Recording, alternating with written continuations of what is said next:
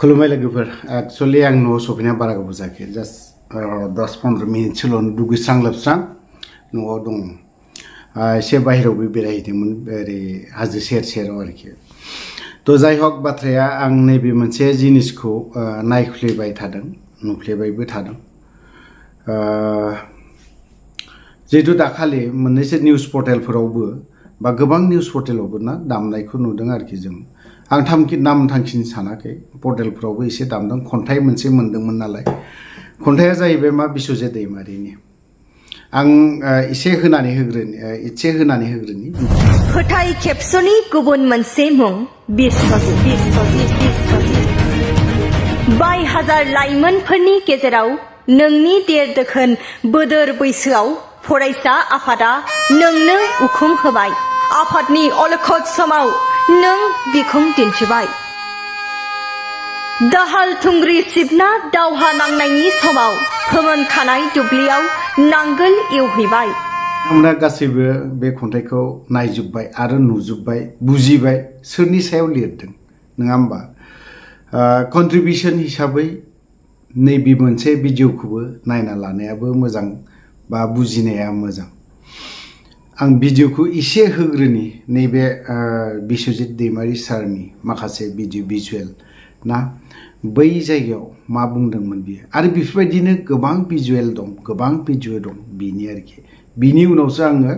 माखासे बाथ्राखौ बुंलांगोन देखो मैं आसाम से हूं इसलिए साधारण तक मांगा है आसाम के लोगों ने अगर इंडिया के कोई भी राज्य टॉलरेट नहीं करता है इस विषय को तो छोड़ दीजिए नॉर्थ ईस्ट को आसाम को छोड़ दीजिए मैं अकेला हूं छोड़ दीजिए प्लीज हमारे यहाँ पर बोलने का कोई मौका अपना बात रखने का हमारा कोई मौका नहीं है जेबो बर' रायजो राजाया बा आसामनि आं बर'फोरल' बुङा बर'फोरनि बाथ्राखौल' बुङा आसामाव जेब्ला एनआरसि जाफैदोंमोन ना एनआरसिनि दुहुम जाथारदोंमोन अब्लानि समाव बिस्वजित दैमारी सारा मा बुंदोंमोन बिदिब्ला जुदि आसामखौनो हगारदो नर्थ इस्टखौनो हगारदो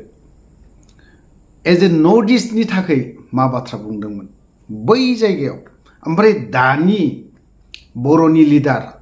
आनखि आसामनि दैदेनगिरिफोर बै लकसभाफ्रावहाय बै मिटिङावहाय बै बे आदालतावहाय बै बे जायगायावहाय माबाफोर बुंदोंना गोरा गोख्रोंनो नर्थ इस्टखौनो इन्डियानिफ्राय बोखांदो होननानै बाथ्राखौ बुंदों नंगौना नङा छोड़ दीजिए आसामखौ नर्थ इस्टखौ छोड़ दीजिए बेफोरबायदि बाथ्रा बुंदोंमोन ना अब्लानि समाव जों बर'फ्रा रावबो बा बिस्वजित दैमारी धन्यबाद बेफोरबायदि बुंग्रा रावबो गैयामोन बे समाव नन बर' जायखौ बुङो नन ट्राइबेल आसामिसफोर बिथांमोना ओरैबायदि बाख्नायदों बा बिस्वजित दैमारी बा निउस पर्टेलनि जायफोर सेटेलाइट चेनेलनि रिपर्टारफोर बिथांमोनाबो गोबां बाथ्रा बुंनो गोनां जादोंमोन बे समावहाय एसे गोबां कुइसन खालामदों दा नर्थ इस्टआव सासेल' दंबावो मणिपुराव सासे दङ मा बाथ्रा बुंदोंमोन दाखालि समावहाय जों बेफोरखौ एसे नायनानै माखासे कन्ट्रिबिउसनफोरखौबो नायनाया मोजां दिनैहाय जोंनि दा लकसभायाव जाय देरहानानै थांनाय एमपि मा बुंदों जोंनि बर'आ मा बुंदों आरो एमपिफोर जायफ्रा दिनैहाय रायजो सभानो लकसभानो माबा माबि सभाफ्रावहाय माथो जों माखौ नुनो मोनो आं लिरनानै लानानै थां मोजाङै बुं मोजां पइन्टफोरखौ लिरनानै लानानै थांनांगौ नाथाय बेवहाय जों माखौ नुनो मोनदों thank you Narendra Modi ji thank you dynamic leader Pramod Boro' thank you आसामनि चिफ मिनिस्टार थेंक इउ अनलि थेंक इउ मेन बेखौ जों नुनो मोनदों हिस्ट'रिफोराव लिरना दोनजागोन होनबा दिनै बेफोरो खन्थाइ लिरनांगौ ना बै बे बिस्वजित दैमारिया सानसे समावहाय बै समावहाय होसिख्रावनानै बाथ्रा बुंनाय दिनैहाय अनलि माबानिल' आसामिसनिल' बर'निल' नर्थ इस्टनि बाथ्राखौल' बुङाखै बे बै समाव जेब्ला एनडिएफबिआ दावहा नांफुबाय थानाय अब्लानि समाव एनडिएफबिखौ सिज फायाराव लाबोनांगौ माबा मोनसे सुक्ति खालामनांगौ माबा मोनसे एग्रिमेन्ट खालामनानै दोननांगौ बा बिसोरखौ पिस एकर्डआव बा लाबोनांगौ होननानै गोबां बाथ्रा बुंदों बियो होनबा दिनै मा कन्ट्रिबिउसन गैया दिनैनि दिनाव जायफोर दा सान्थि गोजोन गोरोबथा जानानै थांबाय जाय दैदेनगिरिफोर होमबा दिनै बेफोरबायदिखौ मा खन्थाइ लिरनांगौ ना लिरनाङा जाखो ना फरायसा आफादनिफ्राय फैनायखाय बिथांमोनखौ खन्थाइ लिरथारनांला खोथायाथ' बिदिसो ना जों दिनैहाय गोबां सोमावसारना फैनायखाय ना जों बै जायगायाव सहैनायखाय जोंखौ खन्थाइ लिरथारनांला मिउजिक होनानै बाथ्रायाथ' बिदिसो जानानै थांदोंना दिनैहाय बिस्वजित दैमारिया मा मावदों मा मावाखै बै समाव बिपिएफआव थानाय समावहाय मा मावदों मा मावाखै बिथाङाबो दिनै जानो हागौ सोरनिबा नोजोराव बिस्वजित दैमारिया गाज्रि मावदोंबो जानो हागौ नाथाय बे नैबावहाय आसामनि स्पिकार जानायखाय दिनै बिजेपिनि स्पिकार जानायखाय दिनैहाय बिथांनि सायाव खन्थाइ लिरनो गोरों जाबाय सोरथो नाजाया बिटिआरनि बिटिसिनि चिफखौ सोर जानो लुबैया कंग्रेसनि दैदेनगिरिफ्राबो बिटिसिनि चिफ जानो लुबैयो मानोथो प्रिथिबि नारायण मेस देबाबो दिनै चिफ जानो लुबैदों मानोथो दिनैहाय इलेक्शननि थाखाय गोबां बाथ्रा सोंखारिनो गोनां जादों गोबां बाथ्रा बुंनो गोनां जादों बिलाय दिनै बिथांमोनखौ खन्थाइ लिरोब्ला बै सुबुंफोरखौ दानिफ्रायनो लिरजायो दा इउपिपिएलनि जायफोर बै जायगायाव सहैदों गाज्रि मोनगोन बा दुखु मोनगोन आंनि बुंनायफोरखौ बा इउपिपिएलनि सोद्रोमाफ्रा अब्रियालाय माथो मावदों बेखिनि बाथ्राखौ बुंगोन खिन्थु जोंनि कन्ट्रिबिउसनखौ बिथांमोना नुनाय नङा जायफोर एनडिएफबिनि दैदेनगिरिफोर जायफोर एनडिएफबिनि सेंग्राफोरनि जायफोर एनडिएफबिआ दिनै दुखु खस्थ' लानानै फैनाय बिथांमोननि कन्ट्रिबिउसनखौ नुनाय नङा दिनैसिमबो दिनै खन्थाइ लिरनायाव जों जिरायनानै साननायाव खन्थाइ लिरनायावबो गोबां साननानैसो लिरनो गोनां जानानै फैयो खन्थाइखौ एनि टाइम जिखुनु समावनो जिरायबानो लिरनो हागोन बेबो नङा आरो आं बावहाय सानदों बे खन्थाइ लिरनायाव थिगैयासै बिथांनि खन्थाइ लिरग्रा जाय लिरगिरि बिथांनिसिम सेलुट दिनै नोंथाङा जिखिनि खन्थाइ लिरदों जाय मानसिया खन्थाइ लिरदों बिथाङाबोथ' माथो कन्ट्रिबिउसन दं जाथिनिलाय माथो कन्ट्रिबिउसन दं हारिनिलाय बिथाङाबोलाय बिथांखौबोथ' लिरजायोना दिनैहाय खन्थाइ लिरोब्ला बेफोरबायदि आरोखि बाथ्राया थ' दिनैहाय मा मावदों मा मावाखै जों बेफोरखौ लानानै कन्ट्रिबिउसन बिथाङा मा कन्ट्रिबिउसन दं बिदि बुंलायबाय थाबा बेफोर गोरोन्थि जालायगोन दिनै खौसेथिनि बाथ्रा बुंबाय थायो दिनै सोर बुङो दिनै खौसेथिनि बाथ्रा दिनै खौसेथिनि बाथ्रा बुङोब्ला दिनैलाय मानोथो दिनैलाय गेद्दुं बाथ्रा बुंलायबाय थादों जाथिखौ खौसे लाबोनो नागिरग्रा बेफोरनो बर'नि दैदेनगिरिफोरा बर'नि लिडारफोरा बर'नि डाइनामिक लिडारफोरा बेफोरनो जाथिखौ खौसे लाबोनांगौ दल सगथन खौसेथि लाबोनांगौ डाइनामिक लिडारफोरा बेफोरावनो बुजि मोनजोबो साननैनि उनाव गेद्दुंनो स्टेटमेन्ट होगोन बेफोर खन्थाइ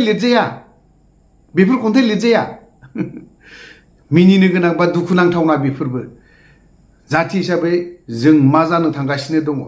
जुदि बिजेपिया जुदि थारैनो सिएम बिटिआरखौ जुदि सालायोबा सोर माथो खालामनाय गाबोन जुदि बिसोरो बिजेपिया गोख्रों गोरायैनो जुदि केम्पेइनाव जुदि ओंखारोब्ला हायिनि गिदिर बाथ्राबो नङा थांनाय बारावहाय बिथांमोना 9टा देरहादों दा बे बारावलाय 15-20टा देरहायैनो माथो गिदिर बाथ्रा बिलाय देरहाखागोन इउपिपिएल हिसाबै माथो दङ दिनैनि दिनावबोलाय लथं फथं ओरैनो सायावसो गोख्रों मजबुत नुदों सिङाव लथं फथं जि इउपिपिएल हिसाबैलाय माथो स्ट्रं जेबो स्ट्रं गैया जेबो मोजां गोरा डिसिसन लानो हाया मालाबाबो हाया डिसिसन लानो हाया दिनै बिथांमोना सानदोंमोन दिनै एकदम ग्रिन बर'लेण्ड ग्रिन बिटिआर खालामगोन सानदोंमोन बहाथो 4 बोसोर बारग'लांबाय नोंसोरनि ग्रिन बर'लेण्ड खालामनो नागिरनाय ग्रिन बड'लेण्ड खालामनो नागिरनाय माबा माबि मिशन पिक मिशन माबा माबि मिशन गड मिशन हेन टेन मिशन लाबोनाय बहाथो बेफोरो बिटिआरखौ गुफुर खालामगोन होननाया बहाथो बबे जायगाजों गुफुर जादों बेफोरबो मोनसे मिशन फेल सिदा सिदि बाथ्रा मिशन फेल थ' जिखियानो जादोला गोबां बाथ्रा बुंबाय माने नैबे जिहेतु खन्थाइ लिरलायनाय जों बेफोरबायदि जुदि सोरखौबा टारगेट लानानै जुदि बा थांखिनानै डाइरेक्ट बिस्वजित दैमारिनि सायाव टारगेट लानानै जुदि खन्थाइ लिरोब्ला जोंबो लिरनो हायो फोसावनो हायो नाथाय मानो बयनोबो जों बर'नि दैदेनगिरिफोरनाव गासिनावबो बुहुला दंजोबो जोंनि बर'नि लिडारफोरनावनो बुहुल दंजोबो मानो गैया दिनै बिस्वजित दैमारिखौलाय बा प्रमद बर'आलाय माथो मावदों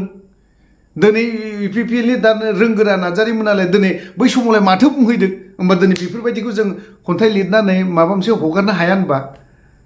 दिनैहाय UPPL नि दादे नैबे दाखालि लकसभायाव दाखालि देरहानानै थांनाय बिथाङाबोलाय माथो मावदों उदालगुरिनि सासे उदालगुरिनाबोलाय माथो मावदों दिनैनि दिनावलाय दिनै बेफोरखौ बुङोब्ला 6 मासानो जायाखै मास मोनथामानो जायाखै बेफोरबायदि बाथ्राया ओंखारगोन जों ओंखायनो सोरखौबा सासे खन्थाइ लिरनायनि थांनायनि सिगां ना सोरबा सासेखौ जों खन्थाइ लिरनो थांनायनि सिगां गावखौबो एसे दांनायनाया मोजां आरोखि गावखौबो खन्थाइ लिरनायनानै नाय गावखौबो आं मा मावनो हादों बेथ' बे फुरा माने जाय मानसिया लिरदों खोनानो मोनदों बिथाङाबोथ' माथो कन्ट्रिबिउसन दं जेबो कन्ट्रिबिउसन गैया